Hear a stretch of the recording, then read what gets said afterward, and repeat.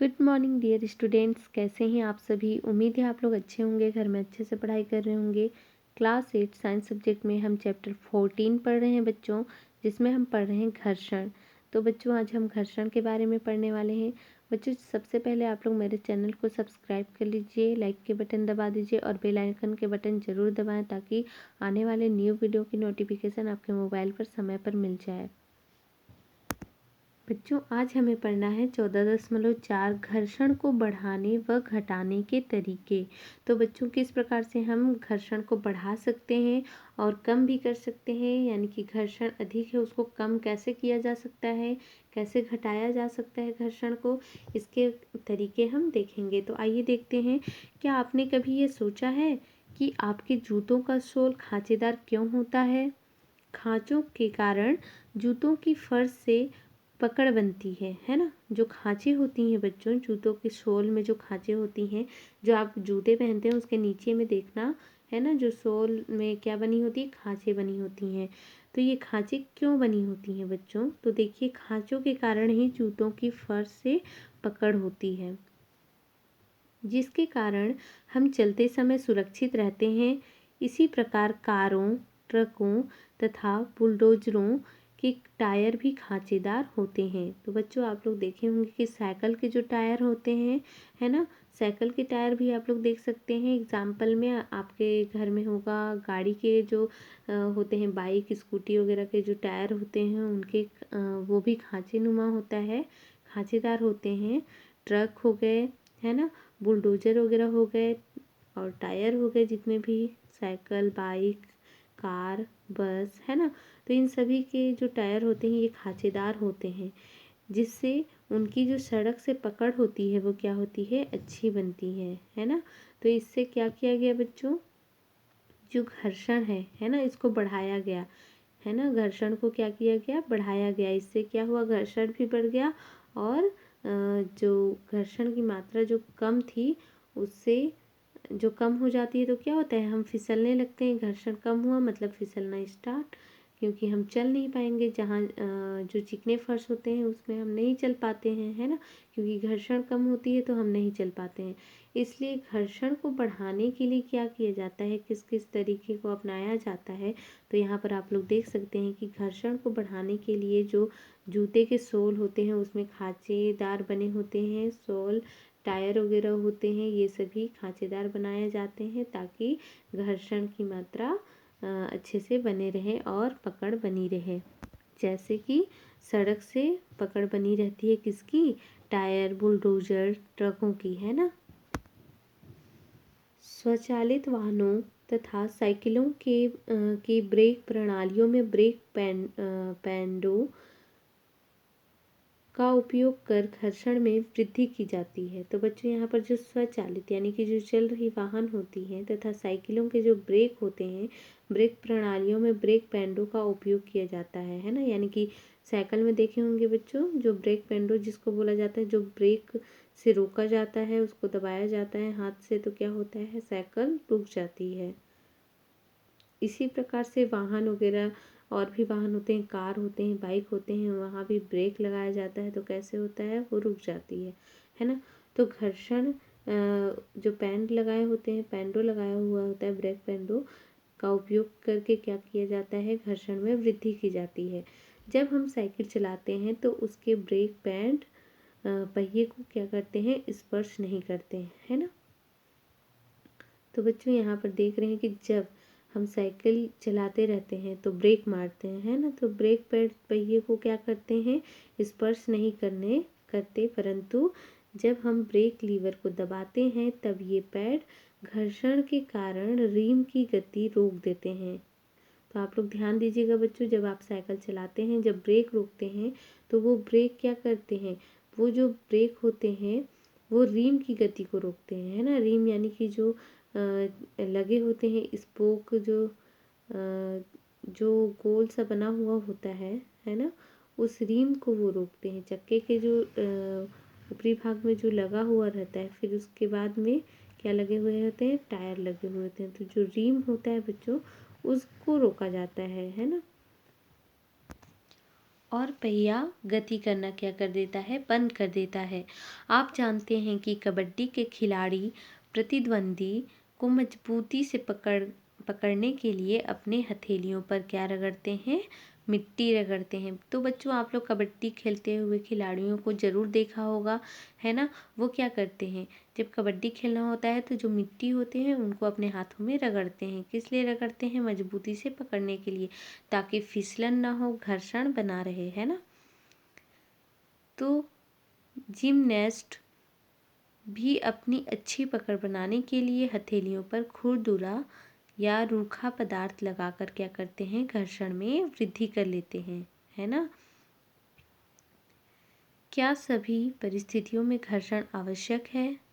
कुछ स्थितियों में घर्षण की आवश्यकता नहीं होती है, अतः ऐसी परिस्थिति में हमें उसे कम करना पड़ता है, जैसे कैरम बोर्ड। तो बच्चों, यहाँ पर आप लोग देख रहे हैं कैरम बोर्ड पर खेलते समय महीन पाउडर का छिड़काव कर छिड़क कर घर्षण कम किया जाता है। तो आप सभी जानते हैं, सभी अपने घरों में कैरम बोर्ड भी खेलते हैं बच्चों, है ना।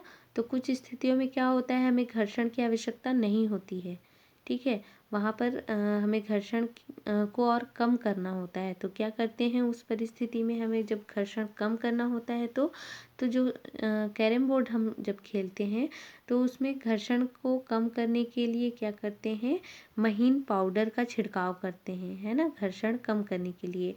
आप जानते हैं कि हम दरवाज़ों में कब्जों में तेल की कुछ बूंदे डालते हैं, है ना। जो दरवाजे के कब्जे होते हैं बच्चों, उनमें कुछ बूंदे तेल की बूंदे डालते हैं तो दरवाज़ा आसानी से क्या होता है, घूमने लगता है।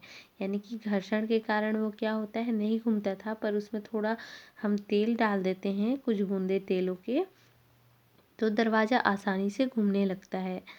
साइकिल तथा मोटर के मैकेनिक मशीनों के गतिशील भागों के बीच ग्रीज या ग्रेफाइट का उपयोग करते हैं। उपरोक्त सभी परिस्थितियों में हम दक्षता में वृद्धि के लिए घर्षण को क्या करते हैं बच्चों, कम करते हैं। जब तेल, ग्रीस अथवा ग्रेफाइट को किसी मशीन के गतिशील पुर्जों यानी कि भागों के बीच लगाते हैं, तब वहाँ इनकी एक पतली परत बन जाती है, जिससे गतिशील पृष्ठ सीधे ही एक दूसरे को रगड़ नहीं पाते। तो बच्चों, यहाँ पर देखते हैं कि जो घर्षण को कम करने के लिए जो साइकिल होती हैं, मोटर के मैकेनिक मशीन होते हैं, ये क्या करते हैं, जो गतिशील भाग होते हैं, जैसे कि आप लोग जानते हैं जो साइकिल में जो पाइडल लगे होते हैं, वहाँ पर जो चैन होते हैं, है ना, वहाँ पर क्या किया जाता है, ग्रीस लगाया जाता है, ठीक है, तेल भी डाला जाता है। इससे क्या होता है, घर्षण कम होता है और वो फ्री चलने लगता है, अच्छे से चलने लगता है। जो साइकिल का पहिया होता है, बाइक वगैरह होता है ना, वो फ्री हो जाता है। उपरोक्त सभी परिस्थितियों में हम दक्षता में वृद्धि के लिए घर्षण को क्या कर देते हैं, कम करते हैं। जब तेल, ग्रीस या ग्रेफाइट को किसी मशीन के गतिशील भागों के बीच लगाते हैं, है ना, जहाँ पर वो गति करते हैं उस वाले भाग पे लगाना है, ठीक है। तो हमें जो तेल है हो गया बच्चों, ग्रीस हो गया, ग्रेफाइट हो गया, इसको कहाँ पर लगाना है, जो गतिशील भाग होता है वहाँ पर लगाना है। तो गतिशील भागों में लगाएंगे, उनके बीच में लगाएंगे तो वहाँ इनकी एक पतली परत बन जाती है। क्या बन जाती है, पतली परत, जिससे गतिशील पृष्ठ सीधे ही एक दूसरे को क्या नहीं कर पाते, रगड़ नहीं पाते हैं, है ना। क्योंकि वहाँ पर क्या हो जाता है, चिकनापन आ जाता है बच्चों, तेल ग्रीस लगाने से, इसकी वजह से वो एक दूसरे को रगड़ नहीं पाते हैं, है ना।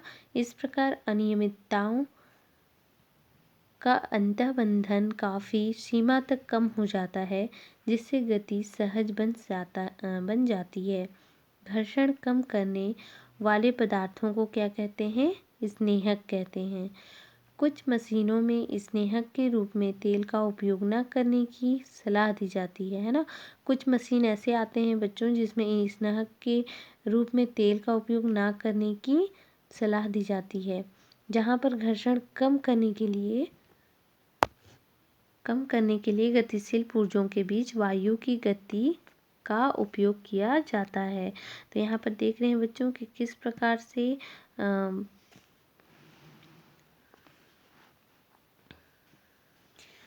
जो वायु की गति का उपयोग किया जाता है ना, पुर्जों के बीच वायु की गति का उपयोग किया जाता है घर्षण कम करने के लिए गतिशील पुर्जों के बीच। ठीक है, देखिए घर्षण को पूर्णतः समाप्त नहीं किया जा सकता है ना, यानी कि घर्षण को पूरी तरह से समाप्त नहीं किया जा सकता, क्योंकि कोई भी सतह पूर्णतः चिकनी नहीं होती है।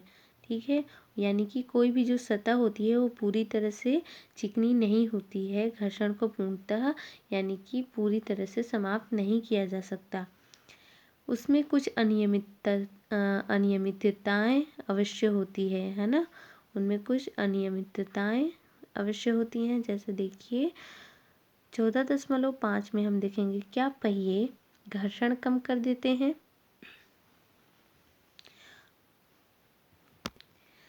क्या आप जानते हैं कि अटैचियों तथा अन्य भारी सामानों पर पहिए या रोलर लगाए जाते हैं? तो बच्चों आप लोग जानते हैं अटैचियों किसे कहा जाता है? अटैची है ना, जो हम पेटी भी कहते हैं, पेटी के जैसा अटैची भी होता है। ठीक है, और इनके जो पहिए होते हैं, पहिए या फिर रोलर लगाए जाते हैं। अटैची को खींचने पर रोलर लुढ़कता है।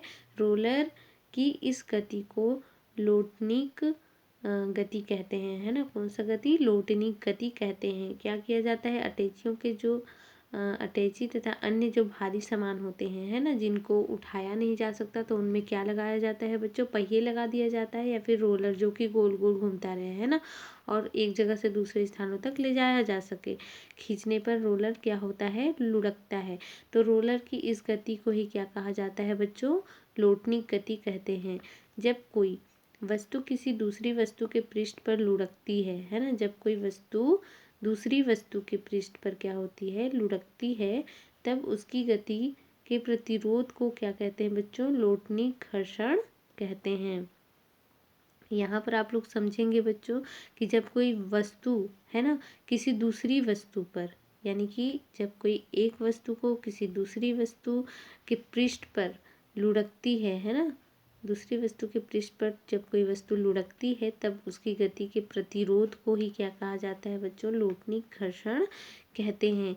लोटन सदैव घर्षण को कम कर देता है ना। जो लोटन होते हैं वो क्या करते हैं? सदैव घर्षण को क्या कर देते हैं? कम कर देता है, यानी कि जो लोटनिक को ही से ही क्या किया गया है बच्चों? लोटन, है ना। तो लोटन ही सदैव घर्षण को कम कर देता है। इसलिए बिना रोलर लगी अटैची को खींचने की अपेक्षा रोलर लगी अटैची को खींचने पर घर्षण क्या होता है बच्चों? कम होता है, तथा रोलर लगी अटैची आसानी से सरकती है। इसलिए बच्चों ये रोलर क्या करता है? घर्षण को कम कर देता है और आसानी से खींचा जा सकता है। इसलिए क्या करना चाहिए? अटैचियों में रोलर लगानी चाहिए। लोटनिक घर्षण सर्पी घर्षण से कम होता है ना। जो लोटनिक घर्षण होता है वो सर्पी घर्षण से कम होता है। इसलिए छत के पंखों तथा साइकिल में धुरी तथा नाभि के बीच बॉल बेरिंग का उपयोग कर सर्पी घर्षण को लोटनिक घर्षण में बदला जाता है। बच्चों यहाँ पर 14.6 तरल घर्षण के बारे में हम नेक्स्ट वीडियो में पढ़ते हैं बच्चों, है ना। यहाँ पर आप लोग ये समझेंगे कि जो साइकिल में धुरी है ना, आप लोग जानते हैं साइकिल में धुरी तथा नाभिक के बीच क्या किया जाता है? बॉल बेरिंग लगाया जाता है। यानी कि जो छर्रा होता है, आप लोग सुने होंगे, नॉर्मली जो गोल सा होता है, बाटी के जैसा दिखता है पर बहुत छोटा होता है ना, इसी को क्या कहा जाता है बच्चों? बॉल बेरिंग कहा जाता है। इसका उपयोग किया जाता है और सर्पी घर्षण को लोटनिक घर्षण में बदला जाता है। और आप लोग ये भी देखे होंगे जो पंखे होते हैं, है ना, पंखे के में भी क्या लगा होता है? घर्षण कम करने के लिए लगा होता है, बॉल बेरिंग का उपयोग किया जाता है। तो बच्चों हम तरल घर्षण नेक्स्ट वीडियो में पढ़ते हैं। आज का आप लोगों का होमवर्क है बच्चों, ये जो खाली स्थान दिए हुए हैं, रिक्त स्थानों की पूर्ति कीजिए। तो इन रिक्त स्थानों की पूर्ति करना है आप लोगों को। क, ख, ग, घ, ङ, जिसमें आप लोगों को बताना है घर्षण एक दूसरे के संपर्क में रखी दो वस्तुओं के पृष्ठ के बीच खाली स्थान का विरोध करता है। ख में है किसके बीच यानी कि विरोध करता है, इसे बताना है आपको। घर्षण पृष्ठों की खालिस्तान पर निर्भर करता है। कौन से पृष्ठों पर निर्भर करता है घर्षण? घर्षण से खालिस्तान उत्पन्न होती है। घर्षण से क्या उत्पन्न होती है बच्चों, उन्हें बताना है। कैरम बोर्ड पर पाउडर छिड़कने से घर्षण क्या होता है, क्या हो जाता है, तो इसके बारे में बताना है। सर्पी घर्षण स्थैतिक घर्षण से खालिस्तान होता है, तो क्या होता है। तो ये बस आप लोगों को खालिस्तान कंप्लीट करना है बच्चों। पढ़ चुके हैं, बहुत ही इजी है और इसे आप लोग मेरे व्हाट्सएप नंबर पर सेंड करेंगे। ठीक है बच्चों, बाय बाय, टेक केयर।